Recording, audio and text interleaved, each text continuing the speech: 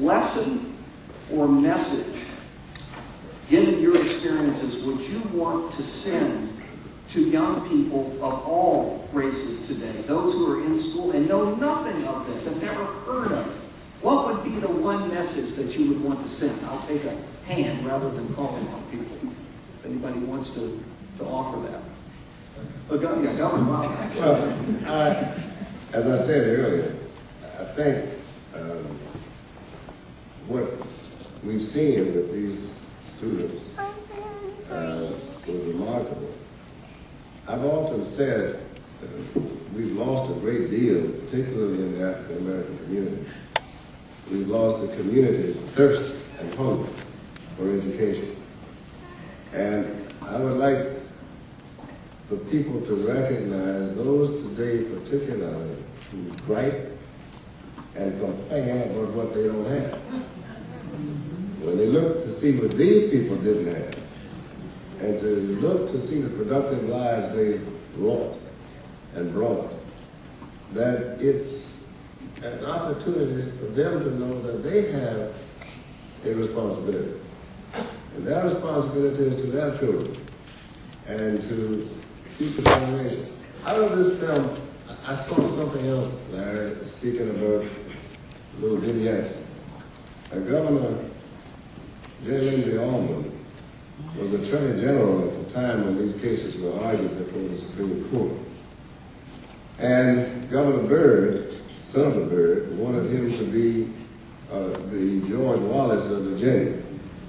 He really wanted him to stand in the doors and say, I don't care what the court say, you're not going to be able to go to jail. I'm going to go to school. I don't care what they say.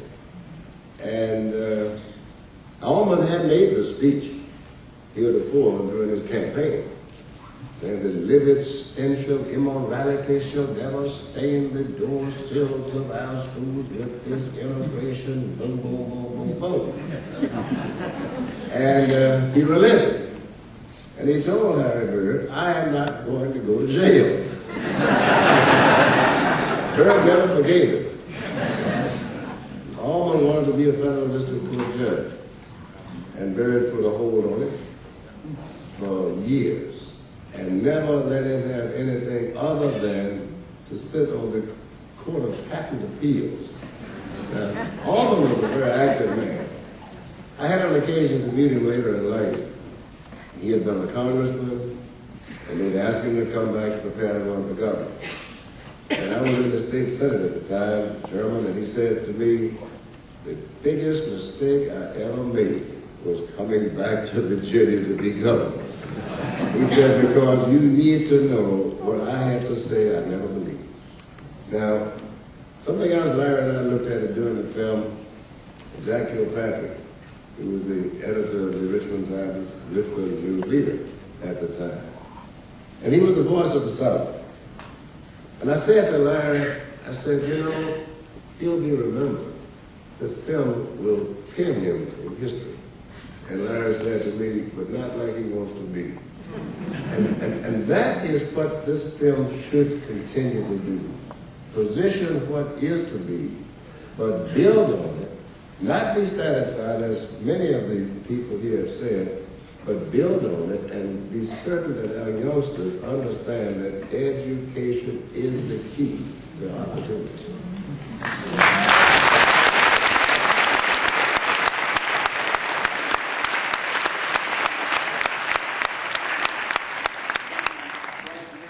Virginians are very good, unfortunately, at least the elite, at revising history. We have our own forms of prophet in Virginia, so I hope people will listen to what you just said. Dolores, what about you? Well, I had two thoughts in mind. First of all, I must piggyback on what the governor just said.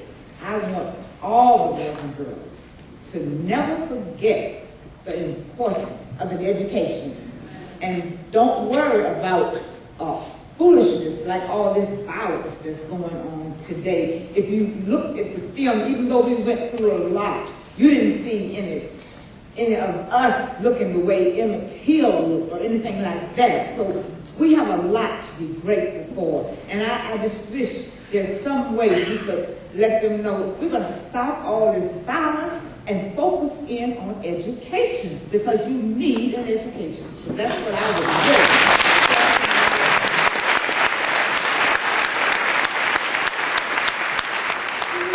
We have a question or two out there. I see a hand up right here. My question is, if this movie had been made 25 years ago, if we hadn't waited 50 years, done 25 years ago, what would you all have, would you have had different reactions, different memories, different perspectives? I mean, Governor Wilder hadn't even been elected lieutenant governor at that point. What do you think? Anybody got a response to that? It's hard to remember what you thought 25 years ago. Yeah, my reaction probably was about the same. Although I wouldn't have had, maybe not have been quite as positive, like you said. No one at this time, no one knew, well, President Barack Obama had been elected. Douglas Walker wouldn't have been governor at the time. But I think things are moving along, but I wouldn't have been quite as positive, but I would have been hopeful that the process at that time, you would have schools at least integrate at the time, and it would look, I would look forward to something like this happening, although I wouldn't have been as positive as I am right now. So positive, but not quite as positive as I am right at this point. Excellent. Anyone else? Or shall we go to another question? Yes. There are two of you right there. Go ahead. I got a question. My name is Paul Cornelius Jerry. I'm the youth leader at president at the University of Eastern Shore. I want to know what was some of your motivations? Like, I know with all the mass resistance and people resisting now, like what kept y'all motivated and sticking together? That's an excellent question. What kept you motivated, sticking together? I bet some of you are going to remember your parents, but let me see what you have to say. Who wants to volunteer on this one? Anybody want to salute mom and dad? They're not here, unfortunately. I wish they were. One of the things that kept me motivated was knowing the sacrifice that my mother took in sending her only daughter away to school at that young age to live with strangers, someone she had never met. I'd always been a student who loved school, and I did very well when I was in school, and even after I was out of school for 2 years, I still ended up being salutatorian of the class. The first year I went back to school somewhere else. So it motivated me to do well. And because I knew I left so many of my friends behind that didn't get an opportunity to go at all. Rita, that's incredible that you could excel given the horrible pressures of I mean, it's hard to imagine waking up every morning with a knot in your stomach, having to go in and face hostility, and even from some of the teachers. I'll never get over seeing that novel teacher there. I mean, my God, somebody like him was once in the classroom. it just scared the hell out of me. What motivated me was that my mother said she was tired of this, and she had worked as a servant into the white homes, and she just got tired of it, and she wanted a better education for her children. And she signed me up, and I knew that it was a lot for her to do this because she was by herself. And I was determined that I was going to try to make her proud.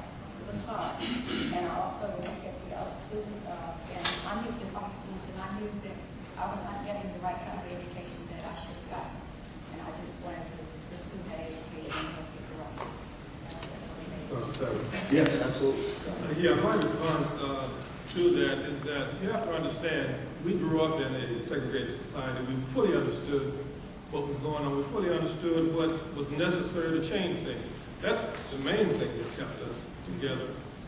We knew we weren't doing something just for ourselves, we were doing something for our community.